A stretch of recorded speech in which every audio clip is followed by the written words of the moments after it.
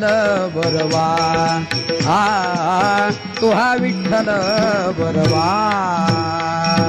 पाहता लोचनी सुख झाले हो सागरे तो हा विठ्ठल बरवा हा विठ्ठल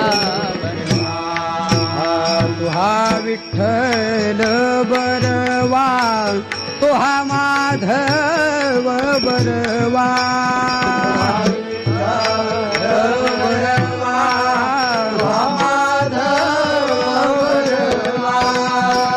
विठ्ठल बरवा तुहा माधव बरवा तुहा विठ्ठल बरवा हा तुहा विठ्ठल बरवा विठ्ठल बरवा तुहा माधव बरवा तुहा विठ्ठल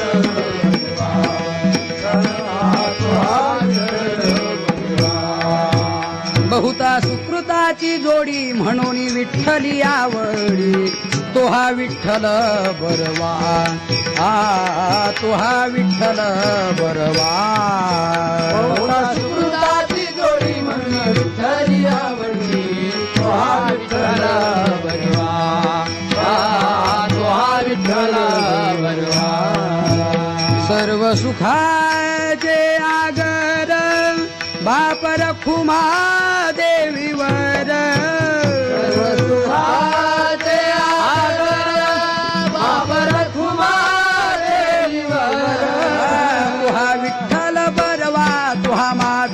बरवा तुहा विठ्ठल बरवा हा तुहा विठ्ठल बरवा विठ्ठल बरवा तुहा माधव बरवा तुहा विठ्ठल बरवा हा तुहा विठ्ठल बरवा जय जय राम कृष्ण हरी हरी जय जय राम कृष्ण हरी हरी जय जय राम कृष्ण हरी हरी जय जय राम कृष्ण हरी हरी जय जय राम कृष्ण हरी जय जय राम कृष्ण हरी जय जय राम कृष्ण हरी जय जय राम कृष्ण हरी जय जय राम कृष्ण हरी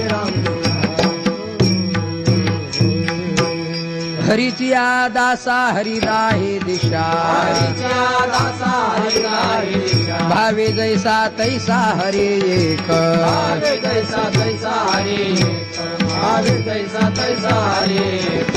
हरिमुखी गाता हरपली चिंता त्या नाही मागुता जन्म घेणे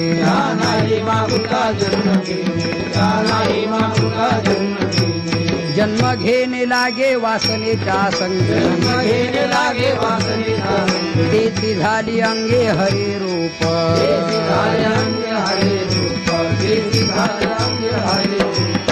हरी रूप झाले जाणणे हरपले नेणणे ते गेले हरीचे ठाई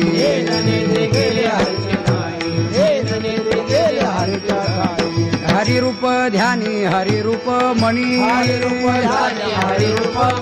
हरिरूप ध्यानी हरिरूप मणी एका जनार्दनी हरि बोला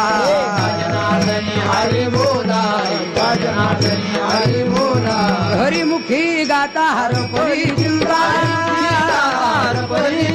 हरिमुखी गाता हरपली चिंता या नाही मागुता जन्म घेणे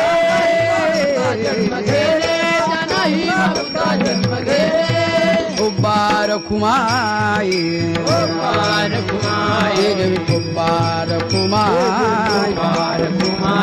कुब्बार कुमाई कुब्बार कुमाई कुब्बार कुमाई हरिचिया दासा हरिदाय देशा हरिचिया दासा हरिदाय देशा हरिचिया दासा हरिदाय देशा हरिचिया दासा हरिदाय देशा हरिचिया दासा हरिदाई देशा हरिचे दासा हरिदाई देशा हरिचे दासा हरिदाई देशा हरिचे दासा हरिदाई देशा भावे जैसा तैसा हरि एक भावे जैसा तैसा हरि एक हरिमुखी गाता हर परिचिंता हरिमुखी गाता हर परिचिंता भावे जैसा तैसा हरि एक भावे जैसा तैसा हरि एक हरि मुखे गाता हरि प्रीतिका हरि मुखे गाता हरि प्रीतिका त्या नाही मागुता जन्म घेणे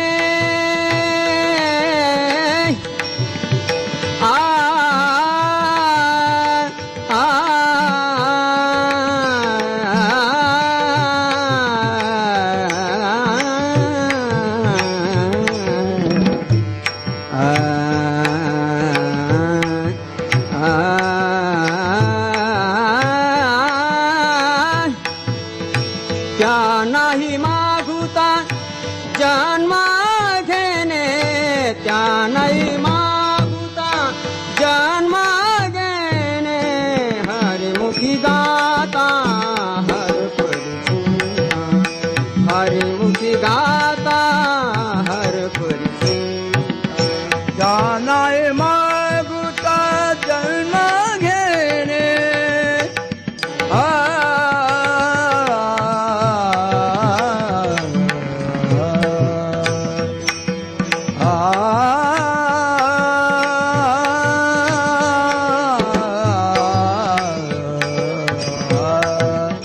जानाय मागुता जन्म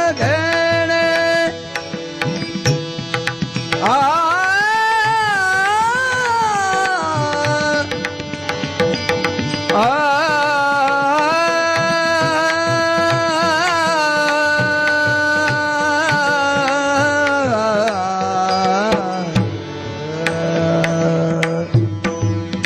जानाय मागुता जन्म घेणे जानाय मागुता जन्म घेणे हरिमुखे गाता हर परिचिंता हरिमुखे गाता हर परिचिंता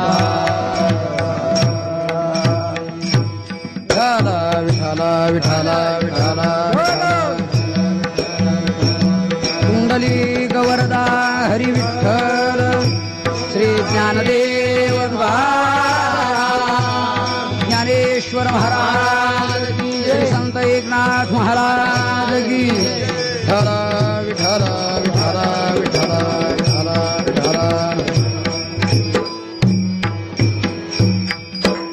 हरीच्या दासा हरिदाही दिशा भावे जैसा तैसा हरी एक हरिमुखे गाता हरपली चिंता त्या नाही मागुता जन्म घेणे लागे वासनेच्या संगे तेची झाली अंगे हरिरूप झाले जाणणे हरपले नेनने ते गेले हरीचे ठाई हरिरूप ध्यानी हरिरूप मणी एका जनार्दनी हरी बोला हरिमुखे गाता हरपली चिंता त्या नाही मागुता जन्म घेणे विठ्ठल विठ्ठल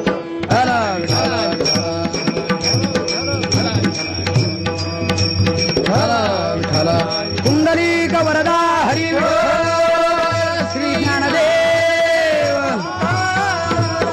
जगद्गुरु तुकाराम महाराज की हरीची या दासा हरिदाही दिशा भावे जैसा तैसा हरी एक हरिमुखी गाता हरपली चिंता त्या नाही मागुता जन्म घेणे. प्रस्तुत कीर्तनरूपी सेवेकरिता निवडलेला अभंग शांती ब्रह्म पैठण निवासी श्री संत एकनाथ महाराज यांच्या हरिपाठ प्रकरणातील पहिल्याच क्रमांकाचा अभंग असून 5 चरणाचा असा आहे. विठ्ठल विठ्ठल.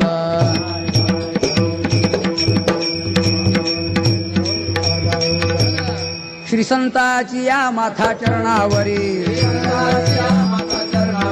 श्री संताची या माथा चरणावरी, साष्टांग हे करी दंडवत,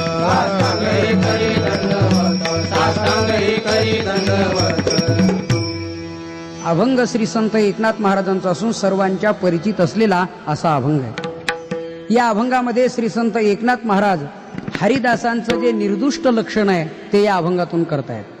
लक्षण करीत असताना शास्त्रीय भाषेमध्ये अतिव्याप्ती, अव्याप्ती आणि असंभव तिन्ही दोष वगळून केलेलं लक्षण हे निर्दुष्ट लक्षण असतं. 3 पैकी एखाद्या दोषाने युक्त असलेलं सदोष लक्षण आणि सदोष लक्षण लक्ष्याच्या वा वस्तूच्या सिद्धीला कारणीभूत नसतं. याकरता महाराजांनी संतांचं, हरिदासांचं हे निर्दुष्ट लक्षण सांगितलेलं आहे.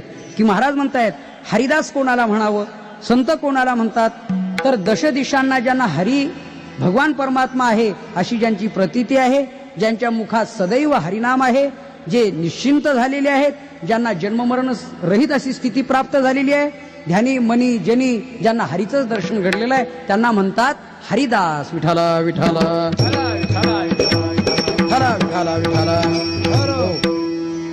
आता अजून एक महत्वाचा मुद्दा आहे. हरिदासांना दश दिशांना हरीची प्रतीती आहे हे सांगत असताना 4 गोष्टी सांगणं गरजेचं आहे. 4 वर्ग आहेत. एक भगवंत न मानणारा, देव नाही म्हणणारा एक वर्ग जगात आहे. दुसरा देव मानतो पण ज्याला अनुमान प्रमाण म्हणतात, अनुमान प्रमाणाने मानणारा. तिसरा आहे तो परोक्षत्वाने मानणारा आणि चौथा आहे तो अपरोक्षत्वाने मानणारा. असे हे 4 वर्ग आहेत. अर्थात पहिला जो वर्ग आहे देव नाही म्हणणारा, या जगात बरीचशी माणसं आपल्याला अशी भेटतात की देव नाही म्हणतात. आता त्याचं उत्तर थोडक्यात सांगायचं आहे. देव नाही म्हणणाऱ्यांना देव आहे हे सिद्ध करण्यासाठी आपल्याला त्याचं ज्ञान असावं. नाही तर कदाचित तुम्ही असं म्हणाल, ज्यांच्या दृष्टीनं देव नाही ते कीर्तनाला नाहीत, ज्यांच्या दृष्टीनं देव आहे तेच कीर्तनाला आहेत. मग देव नाही म्हणणाऱ्यांचं देव आहे म्हणणाऱ्यांजवळ का सांगता, कदाचित असं म्हणाल तुम्ही, अशी शंका येईल तुम्हाला. तर त्याचं उत्तर आहे, बऱ्याच वेळेला देव नाही म्हणणारे मानणाऱ्या देवांना म्हणजे देव मानणाऱ्यांना अडचणीत आणतात. त्यावेळेला त्यांचं निरसन करण्यासाठी, त्यांच्यावर मात करण्यासाठी आणि आपलं मत सिद्ध करण्यासाठी आपल्या तत्वाचं आपल्याला परिपूर्ण ज्ञान असावं. याकरता ही गोष्ट देव आहे म्हणणाऱ्या सर्व आस्तिकांना, पारमार्थिकांना या गोष्टीचं ज्ञान होणं आवश्यक आहे. विठ्ठला विठ्ठला विठ्ठला विठ्ठला विठ्ठला विठ्ठला. हो, देव नाही म्हणणाराचं जे म्हणणं आहे ना, शास्त्रांनी लवकरात लवकर ते खंडन करून टाकलेलं आहे. खरं म्हणजे देव नाही म्हणणाऱ्यांना आपण विचारावं की बाबा रे, देव नाही म्हणतो, जसं देव आहे म्हणण्यासाठी प्रमाण पाहिजे, देव आहे म्हणण्यासाठी आपल्याजवळ प्रमाण आहे, तसं देव नाही म्हणणाऱ्यांना, देव न मानणाऱ्यांजवळ प्रमाण कोणतं आहे त्यांना विचारा तू. त्यांच्याकडे एकच प्रमाण आहे. ते म्हणतील आमच्याकडे पण प्रमाण आहे, देव नाही म्हणतोय आम्ही. म्हणजे कोणतं, जे नास्तिक दर्शनकाराचं मत आहे ना, चक्षुर्वै सत्यम, डोळ्याला दिसतंय ते आहे आणि जे डोळ्यांनी दिसत नाही ते जगात नाही, असा एक वर्ग आहे. जे दिसतंय ते आहे, दिसत नाही ते नाही. जर देव असता तर तो कधी काळी डोळ्याला दिसला असता. ज्या अर्थी डोळ्यांना दिसत नाही त्या अर्थी तुमचा देव नाही असं ते स्पष्ट म्हणतात. आता यांचं म्हणणं कसं खंडन करायचंय, याला उष्ट्रलकुटी न्याय म्हणतात शास्त्रामध्ये. राजस्थान सारख्या प्रदेशमध्ये वालुका प्रदेश असल्याने तिथे बहुअंशी व्यवहार उंटावरती होतात. उंटावर जर सरपण वाहण्याचं काम असेल, लाकडं वाहण्याचं काम चाललं असेल, एखादा उंट थकला भागला चालत नसेल तर उंट हाकणारा काय करतो, उंटावरच लाकूड घेतो, उंटालाच मारतो आणि मारून झालं की पुन्हा उंटाच्याच पाठीवर ठेवतो. हा चला, सांभाळायचंय त्यांनीच आणि त्यांनीच मार खायचाही त्यांनीच. याला उष्ट्रलकुटी न्याय म्हणतात. शास्त्रात हजारो न्याय आलेले आहेत, त्यापैकी हा एक न्याय आहे. तसंच एखादा नास्तिक म्हणू लागला की देव नाही, कशामुळे, डोळ्याला दिसत नाही त्या अर्थी देव नाही, तर त्याचं लाकूड त्यालाच कसं मारता येईल यासाठी युक्ती सांगतो. म्हणजे शास्त्राने सांगितले. शास्त्रकार म्हणतात त्याला तुम्ही विचारा, जे डोळ्यांनी दिसतं ते आहे, जे डोळ्यांना दिसत नाही ते नाही. असं जर तुझं मत असेल तर सांग, मृगजळ डोळ्यांना दिसतं की दिसत नाही? काय म्हणेल तो, दिसतं. हा ठीक आहे, बरोबर. मग डोळ्यांना मृगजळ दिसतं पाण्यासारखं, मग खरं पाणी आहे का ते? ज्ञानेश्वर महाराज म्हणतात नाही, मृगजळ जर पाणी असतं तर दुष्काळामध्ये आपल्याला निवेदन देण्याची गरज काय होती की तुम्ही लोकसभेच्या प्रचार दौऱ्याला आले असता आमच्या गावात सभेत तुम्ही जाहीर आवाहन केलं होतं की अमक्या धरणातलं पाणी काढून तमक्या धरणात टाकून सुपर कॅनल काढून पाईपलाईन योजना राबवून कायमची पाणी टंचाई दूर करू, तुमचा एरिया सुजलाम सुफलाम बनवेन, त्याच्याशी मी वचनबद्ध आहे, तुम्ही फक्त मला मतदान करा. आता तुम्ही निवडूनही आलात, आमच्या भागात दुष्काळ पडलेला आहे, पिण्याच्या पाण्याचे हाल आहेत, दिवसा टँकर येतो, त्याच्यावरून मारामारी भानगडी होतात आणि रेशन कार्डावरती मानसी 2 लिटर 5 लिटर पाणी मिळतंय, तेव्हा आमची पाण्याची व्यवस्था करणार ती नेमकी कधी? तर या तारखेच्या आत केली तर ठीक, नाही तर आम्ही स्थलांतर करू, कळावे आपली ग्रामपंचायत. हे जे निवेदन आहे मंत्र्यांना दिलेलं, हे कशा करता? मग त्यांच्या भागात मृगजळाचं पाणी नाही का? मृगजळ दिसतंय पण मृगजळ नाही. मग आता जो म्हटला होता ना, जे दिसतंय ते आहे, मग मृगजळ दिसतंय, मग आहे का? नाही. किंवा दुसरं उदाहरण, रज्जू सर्प, दोरीवर सर्पाची कल्पना आहे, होते, दिसतोय सर्प, खऱ्या अर्थाने सर्प आहे का? म्हणजे जे डोळ्यांना दिसतं ते आहे असं म्हणणं चूक आहे. आता काही गोष्टी दिसत नसूनही आहेत, त्या दिसत नाहीत पण नाही म्हणण्याची शास्त्रांनी 4-5 गोष्टी सांगितल्यात. पुष्पेगंधम तिलेतैलम काष्टेवनी पैघृतम इक्षुगुडम तथा ते पश्चात्मानं विवेकतः. या गोष्टी कळल्या तुम्हाला? मग ठीक आहे. त्याच्या 4-5 गोष्टी सांगितलेल्या आहे. फुलातला मकरंद दिसत नाही, तिळातलं तेल दिसत नाही, लाकडातला अग्नी दिसत नाही, दुधातलं तूप दिसत नाही, उसातली गोडी दिसत नाही, पण ही वस्तू नाही असं म्हणता येत नाही. मग शास्त्रकारांनी त्याच्या शेवटच्या टोकानी प्रत्येक ठिकाणी त्याचा अर्थ वापरलाय. विवेकतः पश्चात्मानम. हो, विचार करून पहा बाबा.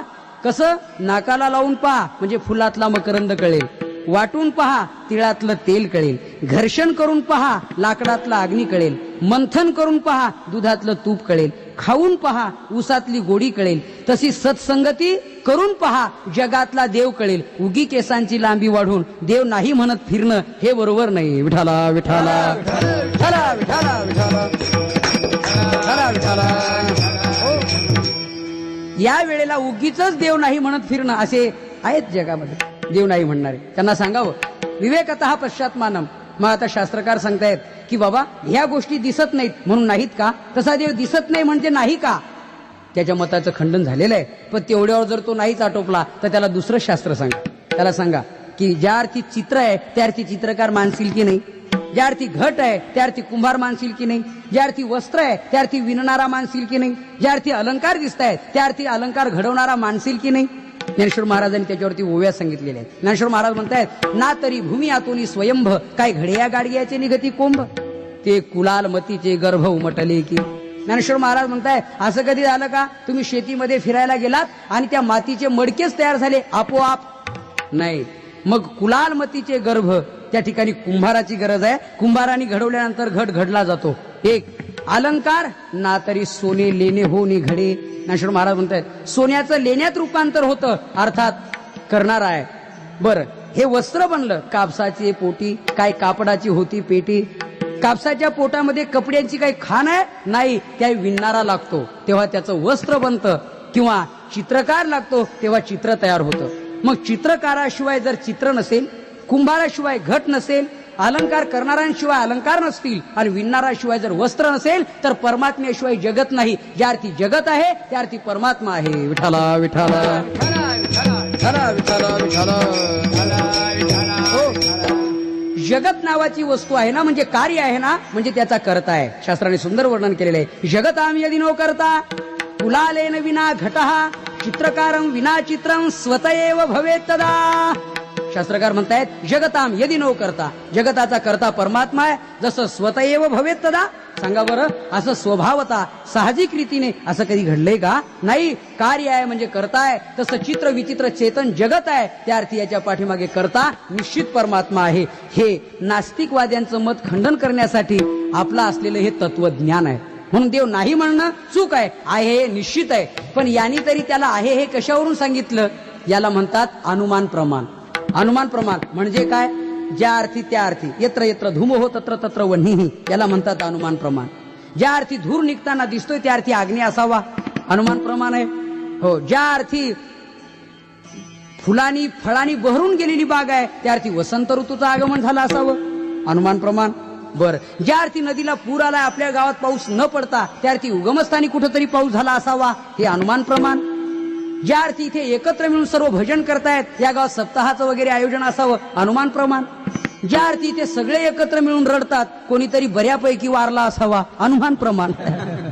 याला अनुमान प्रमाण म्हणतात. यत्र यत्र हा तत्र तत्र ह. या नियमाने तसं ज्या अर्थी कार्य आहे त्या अर्थी करता परमात्मा आहे, याने अनुमान प्रमाणाने मानला. पहिल्यांदा देव नाही म्हणणारा एक, दुसरा अनुमान प्रमाणाने मानणारा एक, पण तिसरा त्याच्या पुढचा शास्त्री पंडित झालेला, हो विद्वान झालेला, त्यांनी सांगितलं बाबा रे नुसतं अनुमान करणं चूक आहे, बऱ्याच वेळेला अनुमान चुकतं सुद्धा. तसं आमच्या देवाच्या बाबतीत परोक्षत्व म्हणजे शास्त्राचा धांडोळा घेऊन शास्त्राचा अभ्यास करून संपूर्ण तत्वाच्या दृष्टीने जगतात परमात्मा कसा व्याप्त आहे, व्यापून आहे, अर्थात याचं ज्ञान होणं, याला परोक्षत्व म्हणतात. विद्यारण्य स्वामी पंचदशी नामक ग्रंथामध्ये या दोन्ही गोष्टी सांगतात, परोक्षत्व आणि अपरोक्षत्व. ते म्हणतात अस्ति ब्रह्मेती चेद्वेद परोक्ष ज्ञानमेव तत्, पण अहम ब्रह्मेती चेद्वेद साक्षात्कार असं उच्यते. अस्ति ब्रह्मेती आणि अहम ब्रह्मेती असे दोन प्रकार आहेत. जगात ब्रह्म आहे अशी प्रतीती, याला परोक्षत्व, पण मीच ब्रह्मरूप आहे या बोधावर जाणं हे अपरोक्षत्व. विठाला विठाला विठाला विठाला. आता तिसरा जो वर्ग आहे ना, हा परोक्षत्वाने जाणणारा. सर्वम खलु इदम ब्रह्म, तो म्हणतो सर्वत्र ब्रह्म आहे, अहम ब्रह्मास्मी त्वम ब्रह्मास्मी. बरं सर्वत्र ब्रह्म आहे, परंतु त्याच्या पुढचा जो वर्ग आहे ना चौथा, तो चौथा वर्ग असा आहे की तो देव झाला आणि त्यांनी सर्वत्र देव बघितला. हा चौथा वर्ग आहे. स्वतः देव झाला आणि सर्वत्र देव बघितला, बस हा चौथा वर्ग. त्यांनी अगोदर देवत्व स्थिती प्राप्त करून घेतली. मी वासुदेव तत्वता कळो येईल विचारिता. हो विचार करून बघितलं तर मी वासुदेव आहे या बोधावर गेला.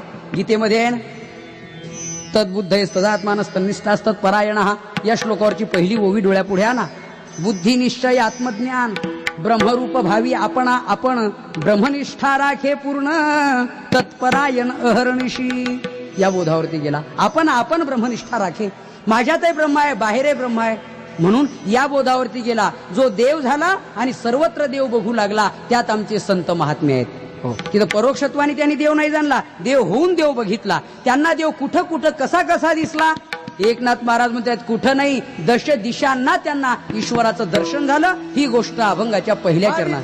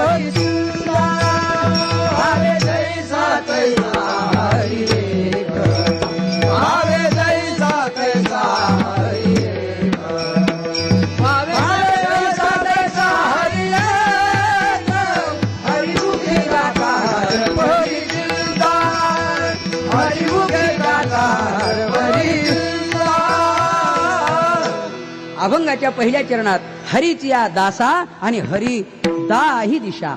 बर 10 दिशा म्हटलं की आपल्या लक्षात येतील. पूर्व पश्चिम उत्तर दक्षिण ह्या झाल्या 4, आग्नेय नैऋत्य वायव्य आणि ईशान्य ह्या झाल्या 4, उपदिशा मिळून झाल्या 8, अध आणि वृद्ध ह्या 2 मिळून झाल्या 10 झाल्या की नाही. हा मग ठीक आहे. तेव्हा ह्या 10 दिशा झाल्या एकूण. या हरिदासांना या 10 दिशांनाही हरी दिसतो. जिकडे बघितलं, ज्या दिशेला तोंड वळवलं त्यांनी तिकडे हरी, जिकडे तोंड वळवलं तिकडे हरी. हरी ये थे रे हरी ते थे रे, हरी ये थे रे हरी ते थे रे, हरी वाचून ठाव नाही कोठे रे. हो किंवा निवृत्तीनाथ महाराजांचा अभंग. कैसा बाहे जो भीतरू हरी, कैसा बाहे जो भीतरू हरी, बिंबी बिंबला एक सूत्री. बर बिंबी बिंबला एक सूत्री. त्यांनी असं सांगितलंय, बाहे जो आणि भीतरू, बाहेरही आणि आतही. आणि 10 दिशांना, 10 दिशांना नव्हे, जिकडे पाहिलं तिकडे आणि ज्यांच्यात पाहिलं त्यांच्यात देवाशिवाय दुसरं त्यांना काही दिसतच नाही.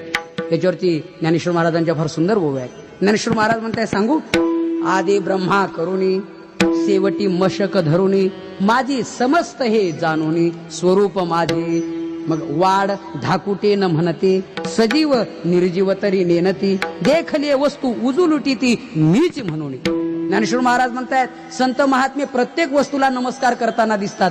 कधी कुत्र्यांना नमस्कार, कधी गाढवांना नमस्कार, कधी वृक्षांना, कधी दगडांना, जडसृष्टी, चेतनसृष्टी, ईशसृष्टी सर्वांना नमस्कार करताना देतात. याचं कारण आहे, रूप देखून सर्वत्र नमस्कारी.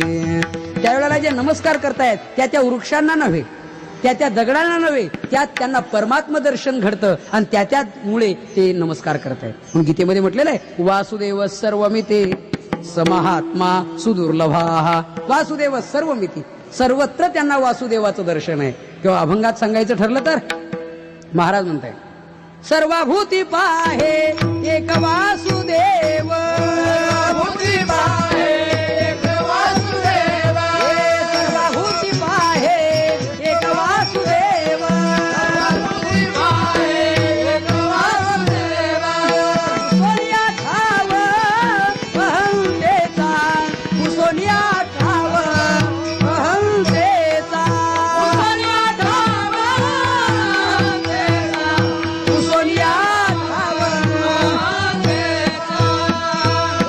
अरे सर्वाभूती पाहे एक वासुदेव.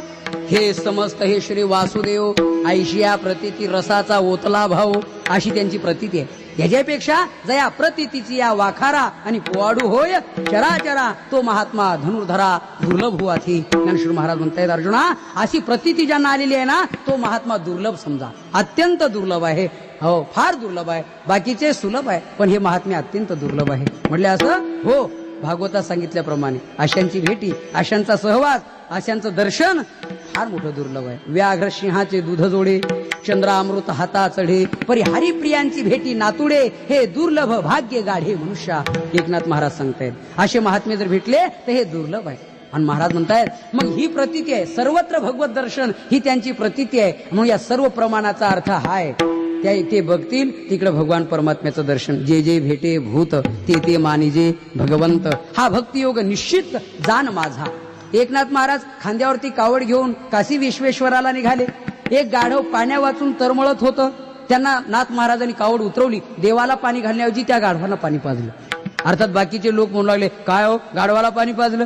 एकनाथ महाराज म्हणले, तुम्ही गाढव म्हणा, अरे उपाधी दोष विरहित बघितलं तर माझं चैतन्यच परमात्म तत्व त्यात ओतप्रोत भरलेलं आहे. एकनाथ महाराजांना गाढव दिसत नव्हतं, देव दिसत होता. जे जे दृष्टी दिसे ते हरिरूप, पूजा ध्यान जप त्यासी नाही. त्यांना ते गाढव दिसत नव्हतं, देव दिसत होता. अर्थात त्यांना गाढव का दिसत नव्हतं? झाला अंगे देव होईल आपण तयासी हे जन अवघे देव. जो स्वतः देव झाला त्याला जगत देव दिसतं. ते देव झाले होते म्हणून त्यांना गाढवात देव दिसला. आपल्यालाच गाढव का दिसतं? सरळ उत्तर आहे. एकनाथ महाराज स्वतः देव झाले होते त्यामुळे त्यांना देव दिसत होता. आपल्याला गाढव का दिसतं हे ज्याचं त्यांनी ठरवावं. विठाला विठाला विठाला विठाला विठाला विठाला विठाला. हो, अर्थात या बोलण्याचा अर्थ आहे, आपण गाढव म्हणून असं म्हटलं तर आपल्यालाच वाईट वाटेल. त्याच्यापेक्षा त्याचं उत्तर एकच आहे, सर्वत्र ईश्वर दर्शन आपल्याला घडलेलं नाही आणि अहंकार आपला संपलेला नाही, किंवा यापेक्षा आपली उपाधी दोष पाहण्याची दृष्टी गेलेली नाही, म्हणून आपल्याला देव दिसत नाही. विठोबा रखुमाई विठोबा रखुमाई विठोबा रखुमाई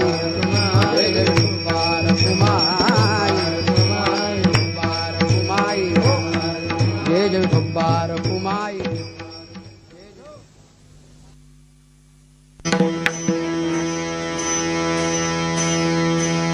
विठोबा रखुमाई विठोबा रखुमाई विठोबा रखुमाई विठोबा रखुमाई. हरीच्या दासांना हरी दाही दिशांना असल्याची प्रतीती आहे. यात थोडासा शास्त्रीय अर्थ असा आहे, हरी दश दिशांना आहे हे म्हणण्याला फार महत्व नाही, कारण हा वेदांताचा सिद्धांतच आहे. हरिदेव जगत जगदेव हरी, वेदांताचा सिद्धांतच आहे हा. किंवा एको देव सर्वभूतेषु गूढा सर्वव्यापी सर्वभूतांतरात्मा. एको देवो सर्वभूतेषु गूढा, हा शास्त्राचा सिद्धांतच आहे, वेदांताचा सिद्धांतच आहे. तेव्हा हरी सर्वत्र आहे हे सांगणं महत्वाचं नाही, हरी सर्वत्र आहे अशी अनुभूती प्राप्त करणं महत्वाचं आहे.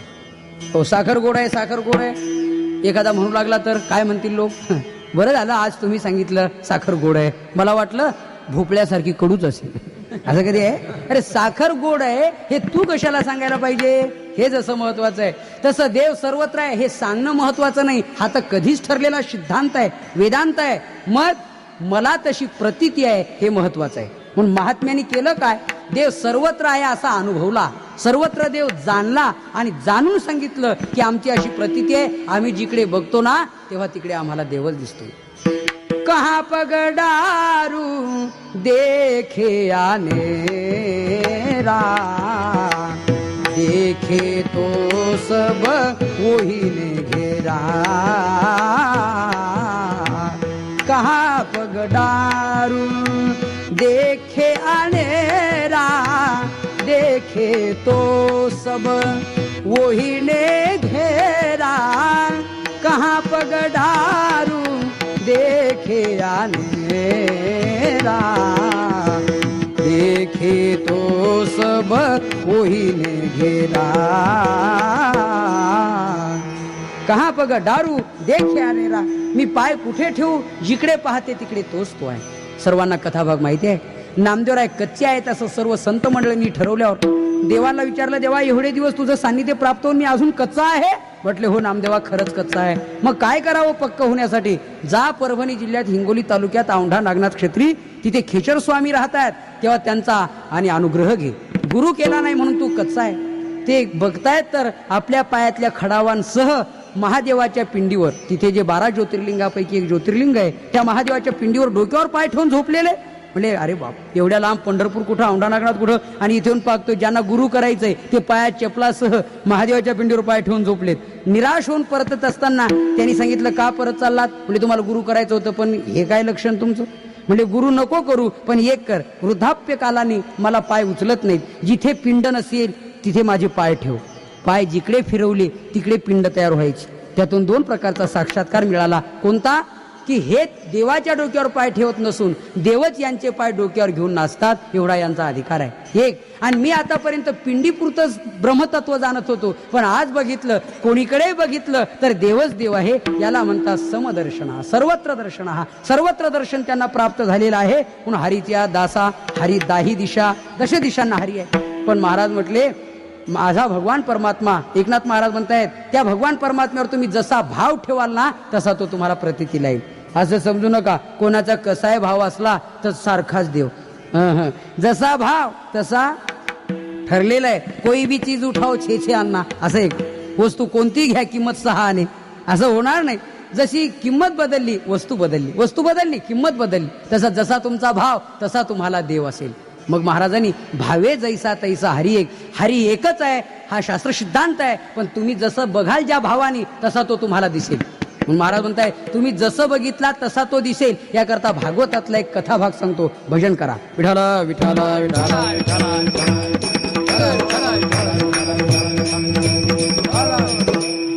भागवतामध्ये असा एक कथा भाग आहे की जेव्हा देवक नामाचा राजा, म्हणजे उग्रसेनाचा भाऊ, म्हणजे कंस हा उग्रसेनाचा पुत्र आणि त्यांचा भाऊ देवक, त्यांची मुलगी देवकी, तिचा विवाह करत असताना त्या प्रसंगी आकाशवाणी झाली की हिच्या पोटी 8वा येईल आणि तो तुझा वध करील, पराभव करील. त्यांनी सांगितलं, मग माझ्या बहिणीलाच मी मारलं तर हिच्या पोटी माझा भाचा कसा येईल? मारण्याचा प्रयत्न केला, मारलं गेलं नाही. शेवटी सर्व तो कथाभाग आपल्याला माहिती आहे. आणि पुढे 7वा गर्भ योगमायेनं पळवला, 8वा भगवान कृष्णाचा अवतार झाला आणि गोकुळात परमात्मा निघून गेले. आणि तिकडची जी जन्माला आलेली माया मुलगी ती वसुदेवाने आणली, तीच कंसाने पकडली, मारण्याचा प्रयत्न केला. त्यावेळेला ती माया जाता जाताना बघ म्हणते, अरे मला काय मारतो, बाया माणसाची काय राजकारण करतो ग्रहस्था, अरे तुला मारणारा गोकुळात वाढतोय, त्याला मार म्हणजे कळेल तुला. आणि मग तेव्हापासून त्याला असं भय निर्माण झालं की माझा शत्रू गोकुळात वाढतोय. मग त्यांनी तो शत्रू मारण्यासाठी प्रयत्न केले. पहिल्यांदा पुतना मावशी पाठवली, वर्णन केले संतांनी, दिन दुर्बळाचे मारिता बालके, दिन दुर्बळाचे मारिता बालके, करिता ती शोके माय बाप. लहान मुलं मारली, सगळ्यांच्या आईवर रडू लागले आणि तेवढ्यामध्ये भगवान कृष्णाकडे गेली. पण परमात्म्याने मारायला आलेलीला मारून टाकलं. महाबळ दैत्य ब्राह्मणाचा वेश घेऊन गेले. भगवंतानी सांगितलं, जर तू ब्राह्मण वेश घेतला नसता आणि जर गोपीचंदन मस्तकाला लावलं नसतं तर तुलाही मारला असता. गोपी माझ्या भक्त आहेत, त्यांच्या पायाची माती म्हणजे गोपीचंदन आहे आणि ते गोपीचंदन जो आपल्या कपाळाला लावतो ना त्याला भगवान म्हणतात मी सुद्धा मारत नाही, तर काळ सोडून द्या. एवढा मोठा अधिकार आहे. पण त्याला दक्षिणा मात्र पोटभर दिली. विटंबिला भट दिला पाठीवरी पाठ. काय झालं, विटंबनाही केली त्याची. जिथे जिथे जागा सापडेल तिथे तिथे नांगर वखर येऊन धडाधड आपटायचे. पळत पळत गेला आणि कंसाला सांगितलं, कंसा तुझं भवितव्य काय बरं दिसत नाही. म्हणले काय, अरे कृष्णाचं डिपार्टमेंटच असं आहे की ते दिसत नाही पण जिथं जागा सापडेल तिथं येऊन आदळतं. काय सांगावं, आणि कोणाला म्हणावं कोणाला मारावं अशी स्थिती आहे. मग काग बक रिठा हे एवढे दैत्य पाठवले. देवाने यमसदनाला पाठवले. आघासूर दैत्य गिळण्याकरता आला. देवाने त्याच्या तोंडात प्रवेश केला, आपली उंची वाढवली आणि त्याला चिरून टाकलं. गिळीता आघासूर चिरोनी सांडी लावो. आणि मग कंसाने तातडीची बैठक घेतली. कंस म्हणू लागले की हे बघा, माझा एक एक माझ्या बाजूचा असलेला एक एक मोठमोठा शूरवीर मरतोय आणि शत्रू मात्र वाढतोय. आता त्याला मारण्याकरता काय करावं, तो का मरत नाही. त्यावेळेला सल्लागार समिती होतीच, हो ज्ञानी पंडित होतेच. त्यांनी सांगितलं, राजा आमच्या डोक्यात एक युक्ती आली. म्हणले काय, आपला शत्रू त्याच्या त्याच्या स्थानावर आहे आणि आपला जो जातो तो स्थान भ्रष्ट होतो. ज्याच्या त्याच्या स्थानावर ज्याची त्याची ताकद असते आणि स्थान भ्रष्ट झाला की ताकद कमी होते. मर्क कुत्र सुद्धा आपल्या गल्लीत चांगल्या कुत्र्यांवर वाव वाव करतं, सुटतं की नाही. पण आउट ऑफ बॉर्डर एकदा बाउंड्री पास केली त्यांनी, सीमा उल्लंघन केली, मग ते कुत्र याच्यावर उलटतं, इकडे आता नाही, आता हे रिवर्स टाकतं. मग अशी स्थिती आहे. तेव्हा चांगल्या कुत्र्याला देखील साधा कुत्रा आटोपत नाही. तसं तो आपला शत्रू आपल्या स्थानावर आहे. आणि पंडित लोक म्हणजे काय, नुसत्या गप्पा एसटी स्टँडवरच्या मारणारे होते का. त्यांनी शास्त्र सांगितलं, हे राजा कंस राजा, मी भागवत वाचलेले. पंडित म्हणू लागला, भागवतात एक कथा आहे, अरे नक्र केवढा छोटा आणि गजेंद्र केवढा मोठा. एवढ्या मोठ्या गजेंद्राला एवढा एवढा नक्र 1000 वर्ष आटोपला नाही.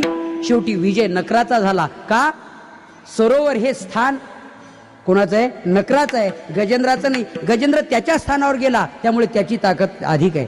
शास्त्राने सुंदर वर्णन केले भागवतामध्ये. नक्र स्वस्थान मासाद्य गजेंद्र मपी कर्षती. स्वस्थान मासाद्य नक्र हा म्हणून गजेंद्र अपी कर्षती. गजेंद्राला आकर्षण केलं त्यांनी.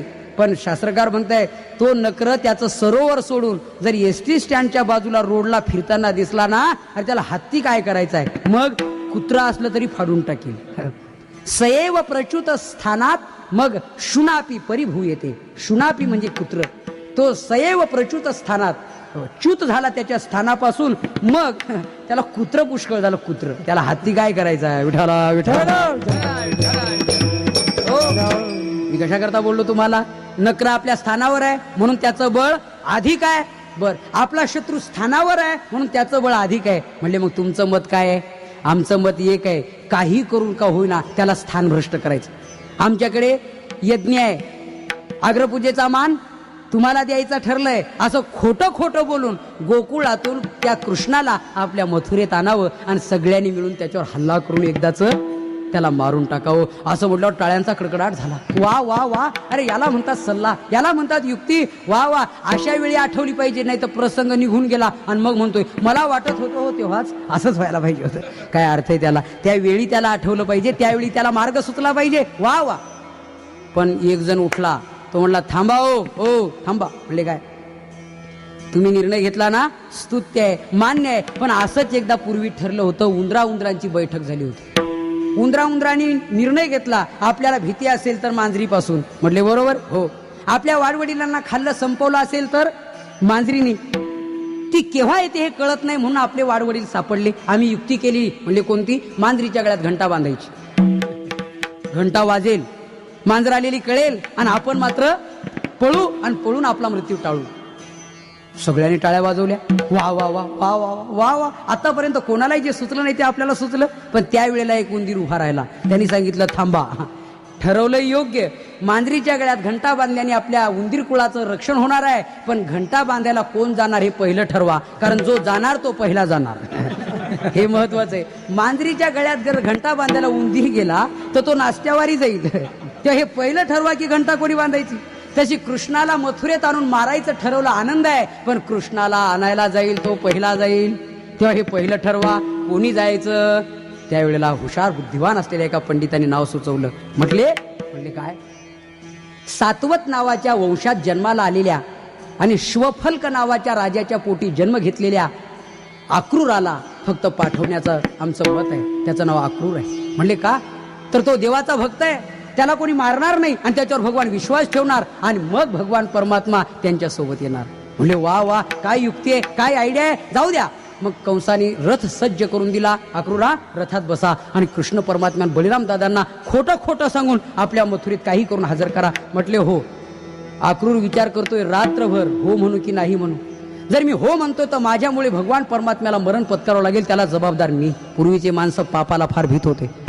नाही म्हणावं तर भगवंताचं दर्शन होण्याची संधी प्राप्त झाली. एरवी कंस आपल्याला जाऊ देणार नाही, या निमित्ताने जाऊ देतोय. काय करावं. सकाळी सकाळी निर्णय सुचला. हो, विश्वाचा संहार करणारा डिपार्टमेंट परमात्म्याकडेच आहे, तेव्हा त्याला मारणारा कोण आहे, चला जाऊया. आणि रथ सज्ज केला. अक्रूराने त्यावेळेला दारात उभा केलेला आहे रथ. रथ उभा केल्यानंतर आणि भगवंताशी काही बोलतोय, तेवढ्यामध्ये बाकीच्या गवळणी विचारू लागल्या, का हो यशोदामाई, आज लाला दिसत नाही, कन्हैया दिसत नाही, कृष्ण दिसत नाही आणि अपरिचयाचा रथ दारात सजवलेला मात्र दिसतोय. काय कृष्ण परमात्मा कुठं जाण्याची तयारी करतायत का, असं म्हणतायत. असं का घडलं.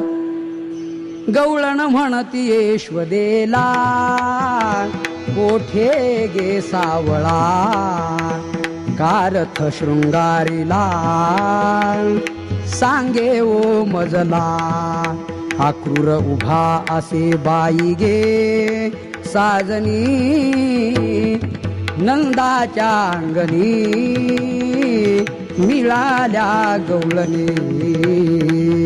सगळ्या गवळणी नंदराजाच्या दरबारात जमल्या आणि विचारतायत, आज भगवान दिसत नाही, काय तयारी आहे. त्यावेळेला नंदराजाची पत्नी काय म्हणते ते तुम्ही फार सुंदर वर्णन केलेलं आहे. नंदाची पत्राणी सजगदित होणी, नंदाची पत्राणी सजगदित होणी, मथुरेची चक्रपाणी दातुके साजनी, मथुरेची चक्रपाणी दातुके साजनी.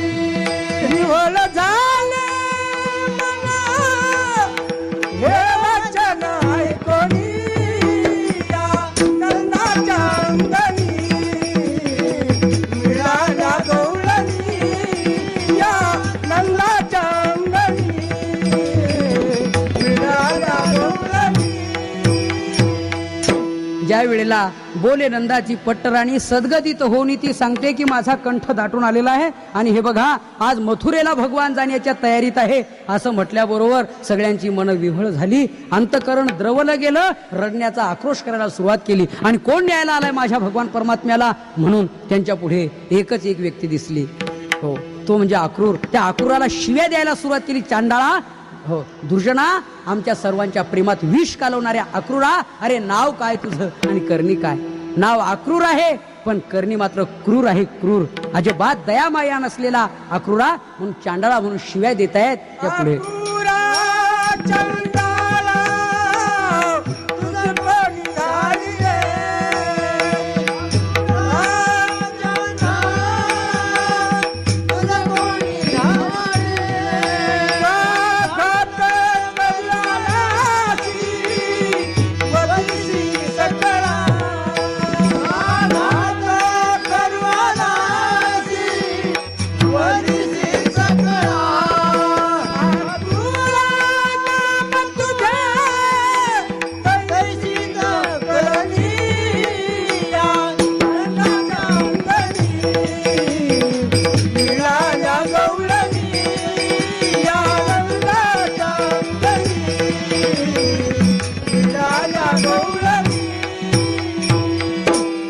अक्रूरा चांडाळा कोणी तुला पाठवलं असं म्हणून त्याला शिव्या देत आहेत. नुसत्या शिव्यावर थांबल्या नाहीत त्या गोपिका. हो, भगवान परमात्मा ज्या रथात जाणार त्यावेळेला त्या आडव्या पडल्या त्या रथाच्या. आम्ही नाही रथ जाऊ देणार. काहींनी सांगितलं आम्ही अश्व आणि लावून धरू, काहींनी दोर पकडले, काहींनी चाकं धरली, काहींनी देवाचे पाय पकडले, काहींनी आपल्या आणि नेत्रोदकाने भगवान परमात्म्याचा आणि अभिषेक केला, चरणाभिषेक केला, काही शपथ घालू लागल्या, काही भगवान परमात्म्याचा हट्ट आमचा पूर्ण करा एकदा तरी असं म्हणू लागल्या. आमचं ऐका, आमचं ऐका. पण भगवान परमात्मा रथी चढले वनमाळे आकांत गोकुळी, रथी पडल्या व्रजबाळी हे कोण त्या सांभाळी, नयनाच्या उदकाने भिजली धरणी. त्यावेळेला डोळ्यातल्या पाण्याने जमीन भिजली, चिखल तयार झाला. पण भगवान परमात्मा मात्र त्यांच्या प्रेमाला बळी पडले नाही. कारण ज्यांना मोठं काम करायचं तर एक कार्यार्थम अगत्यम कोटी कार्यम चकारः असं गर्ग संहितेत वर्णन केलेलं आहे. मोठ्या माणसाच्या मागे कामं फार असल्याने एका कामात त्यांना फार वेळ देणं शक्य नसतं. भगवंताला पुढेही बहुत करणे आहे. देवाला जायचं होतं आणि भगवान परमात्मा रथी चढले आणि अक्रूराला बोलतायत. देव बोले अक्रूरासी वेगी हाकी रथासी, या गोपीच्या शोकासी न पाहावे मजसी. बाबा, या गोपीचा शोक मला अनावर झालाय, पाहत नाही. आता लवकर इथून रथ घेऊन चल. आणि रथ नेला मथुरेमध्ये. एका जनार्दनी रथ गेला निघून. आणि मग ह्या रडू लागल्या वगैरे. काही त्यांच्या मागे आल्या, गोपाळ मागे आले, वसुदेव बरं आपले नंदराज हे सर्व, यशोदामाई सर्व आले. आणि तिथे आल्यानंतर कंसाने काय कट केला तो ऐका. कंसाने मुख्य दारामध्ये अत्यंत उन्मत्त असा हत्ती त्याला मद्यप्राशन करविलं आणि त्याला दारामध्ये ठेवलं. बलराम कृष्णांना तो जागीच मारून टाकेल हत्ती असं त्याने ते आणि कारस्थान तयार केलं, ज्याला कपटेन शत्रुहू, कपट केलं. आता भगवान परमात्मा आणि बलराम दादा जेव्हा हत्तीच्या समोर आले त्यावेळेला काय घडलं आहे का. हत्तीने कृष्ण परमात्म्याला बघितल्यावर हत्तीने साष्टांग प्रणिपात केला, लोटांगण घातलं. त्याचं खरं शास्त्र असं आहे, सर्व विश्व ज्याच्या हाती त्याला काय करील हत्ती ठरलेलं आहे. सर्व विश्व ज्याच्या, म्या बोलविल्या वेद बोले, म्या चालविल्या सूर्य चाले. जे जे काही घडतंय ना ते त्याच्या सत्यानं गतीर भरता प्रभू साक्ष निवास शरण स्रोत. काय करेल हत्ती. आणि त्याचा भागवतात पुरावा असा आलेला आहे. हत्तीने लोळण का घेतलं त्याचं कारण, हत्ती कृतघ्न नव्हता, हत्ती भस्मासूर नव्हता, ज्याने उपकार केले त्याची फेड अपकाराने करणारा हत्ती नव्हता. पशु असून प्रामाणिकपणा होता त्याच्यात. पशु असून प्रामाणिकपणा विशेष आहे. माणसाची जागा त्याला द्यायला काहीच अडचण नाही. किती प्रामाणिकपणा. त्याने विचार केला, एकेकाळी आमच्या हत्ती कुळातला नकरानी पकडला असता, सर्व नातेवाईकांनी मोकलून दिला असता, मरण्याच्या वाटेवर असताना त्यांनी एक कमळाचं फुल तोडलं आणि माझ्या कृष्णाला अर्पण केलं. त्या फुलाच्या बरोबरच भगवान परमात्मा कसे धावून आले. भागवतात त्याचा विचार आहे. पर्यंकम विसृजम गणान गणयन भूषामणि विस्मरणम उत्थानोपि गदे गदेति निगदम पद्मामनावलोकयन निर्गच्छन्न परीक्षतो खगपतिं चारुह मानावतु ग्राहग्रस्त मातंग पंग वसुः मुद्धरस्व जनार्दनाः. हो, असा प्रकार घडला. भगवान परमात्म्याची अवस्था काय झाली ते त्या भागवतात सुंदर वर्णन केलेले. भगवान ह कहे लक्ष्मी और ती कहे गजराज. ह तिथं म्हटले आणि ती म्हणेपर्यंत हत्ती जवळ येऊन पोहोचले. आणि त्यावेळेला काय झालं, कनवाळू कृपाळू भक्ता लागी मोही, भक्ता लागी मोही, गजेंद्राचा धावा, गजेंद्राचा धावा तू आगे ना विठाई. कनवाळू कृपाळू भक्ता लागी मोही, भक्ता लागी मोही, हे गजेंद्राचा धावा, गजेंद्राचा धावा तू आगे ना विठाई. त्या गजेंद्राकरता धावून आली आणि मग आमचा हत्ती कुळाचा उद्धार केला. कोण विचार करतोय लक्षात आहे ना आपल्या. हो, हा हत्ती, कंसराजातला हत्ती, तो विचार करतोय आमच्या हत्ती कुळाचा त्यावेळेला भगवंतांनी उद्धार केला, मग आता काय मी कृष्णाला मारू. म्हणून त्यांनी लोटांगण घातलं, शरण आला तो हत्ती. आणि त्यावेळेला भगवान तिथूनही पुढे आल्यावर मग कंसाला मात्र सर्व राज्य फिरू लागलं की बस बस बस. आकाशवाणी झाली होती ना की कंसा तुला हिचा 8वा पुत्र मारेल. तर आता ती वेळ आलेली दिसते. त्यावेळेला दुदुंभी नाद होऊ लागले, स्वर्गात विमानं एकत्र दाटी होऊ लागली की आता शत्रूला मारण्यासाठी जो अवतार धारण केलाय त्याचा अंतिम प्रकार आहे हा. जब जब होई धर्म की हानी तुळशीदास स्वामींनी सुंदर वर्णन केलेलं आहे. धर्माला ग्लानी हानी होते, शत्रू उन्मत्त होतात, पृथ्वी त्याच्या भाराने कापते. गाऱ्हाणं सांगते त्याचा भार नाहीसा करण्यासाठी भगवान अवतीर्ण होत असतात आणि आज तोच अवतार दिसतो. म्हणून राजे जमले, स्त्रिया जमल्या, बरं देव देवता जमल्या, वैष्णव संत महात्म्यांचे मेळे जमले, बरं त्यापेक्षा मोठमोठे योगीजन जमले. कारण महत्वाचा प्रश्न होता तो. आणि सर्वजण जमले असताना मुष्टिक चानुरादी जगात अप्रतिम मल्ल होते. त्या मल्लाच्या कड्यामध्ये कृष्ण बलरामांना सोडलं आणि त्यांच्यावरती मोठमोठे पैलवान त्यांना प्रहार करायला लावला. तेव्हा बाकीचे सर्व म्हणू लागले, कंस दुष्ट आहे, दुर्जन आहे, हे किशोर वयाचे लहान लहान बालक आणि जगात अप्रतिम असलेले मल्ल त्यांच्यावरती सोडून किती अन्याय, धर्मनीती युद्धनीतीचा भंग करणारा दुष्ट दुर्जन पापात्मा अधम असा निश्चित नरकात पचेल असं सर्वजण शिव्या देऊ लागले. पण तेवढ्यात ऐका काय प्रसंग घडला. भगवान परमात्म्याकडे पाहण्यासाठी एक वर्ग नव्हता. पैलवान होते, राजे होते, स्त्रिया होत्या, गोपाळ होते, माता पितर होते, योगीजन होते, संत होते, काळ होता, देव देवता होत्या. त्या सर्वांनी देवाकडे पाहिलं. पण सर्वांना देव कसा दिसला त्याचं वर्णन भागवतात केलेले. सर्वांना सारखा नाही दिसला. प्रत्येक ज्यांचा जसा भाव तसा तसा दिसला. कोणाला कसा दिसला सांगतो मी तुम्हाला. मल्लानाम मशनीर नृणाम नरवर स्त्रीनाम स्मरो मूर्तिमान गोपानाम स्वजनो सताम क्षितिभुजाम शास्ता स्वपित्रो शिशुः मृत्युर्भोजपतेर्विराड विदुषाम तत्वं परम योगिनाम वृष्णीनाम परदेवतेति विदितो रंगम गत साग्रजाः. भगवान परमात्मा कसा दिसला त्याचं वर्णन केलेलं आहे. मल्लानाम मल्लाहा, पैलवानांना पैलवान दिसला. नृणाम नरवरहा, राजे लोकांना सार्वभौम राजा दिसला. स्त्रीनाम स्मरो मूर्तिमान, स्त्रियांना मूर्तिमंत मदनाचा पुतळा दिसला. गोपानाम स्वजनो, गोपाळांना आपला बालमित्र सवंगडी दिसला. स्वपित्रो शिशुः, पित्याला आपला लहानसा बालक दिसला. बर सताम क्षितिभुजाम शास्ता, संतांना पृथ्वी तलावर उन्मत्त झालेल्या दैत्यांना शासन करणारा शास्ता दिसला. त्याच्या पुढे तत्वम परम योगिनाम, योगी जनांना तात्विक दृष्टीनं हाच सर्वत्र कसा व्यापून आहे असा दिसला. काळाला काळ, मृत्यूला मृत्यू दिसला. हे रंगमगत साग्रजाहा, मग सर्वांना वेगळा वेगळा दिसला. हे वर्णन एकनाथ महाराज करतायत. भावे जैसा तैसा हरी एक, तैसा हरी एक, ए हरीची दासा हरिदाही दिशा, दासा हरिदाही दिशा, भावे जैसा तैसा हरी एक,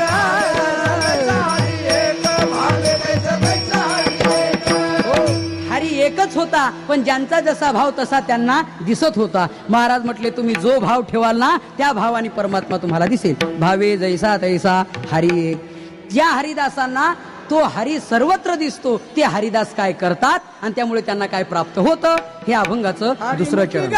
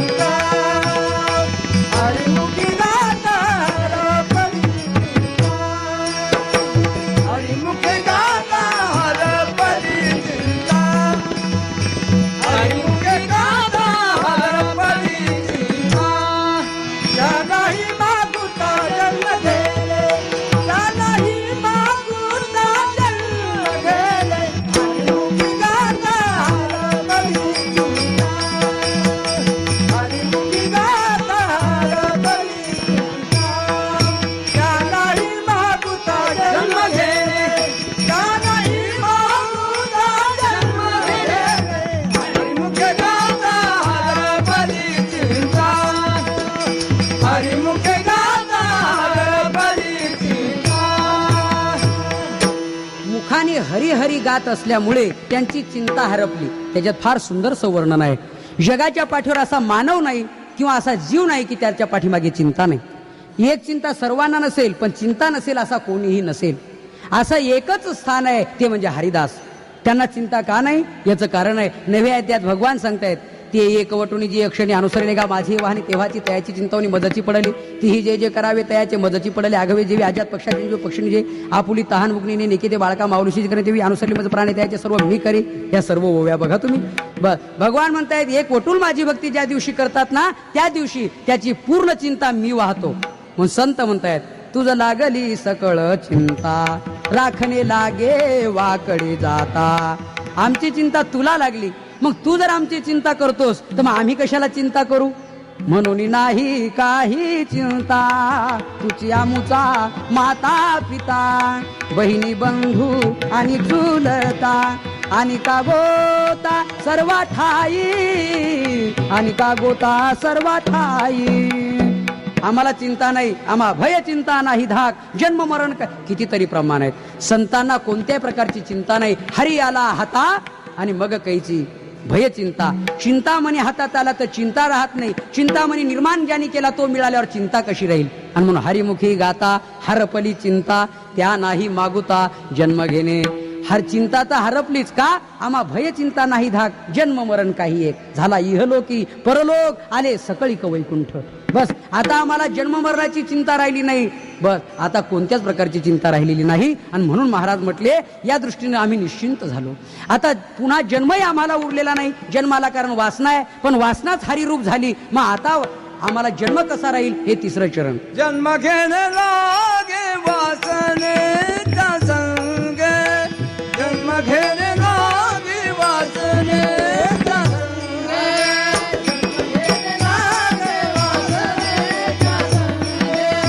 जन्म घेणे लागे वासनेचा संग.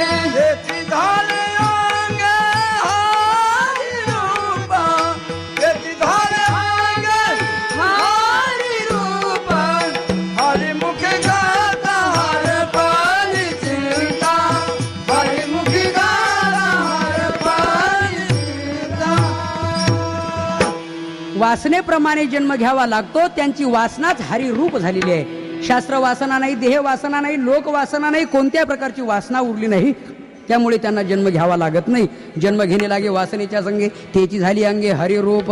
महाराज म्हणतात ते संत हरिरूप झाले आणि आता त्यांचं ज्ञातेपणही गेलं आणि नेमतेपणही संपलं. हे चौथं चरण आहे अभंगाचं. हरिरूप झाले जानने हरपले, हरिरूप झाले जानने हरपले, हरिरूप झाले जानने हरपले.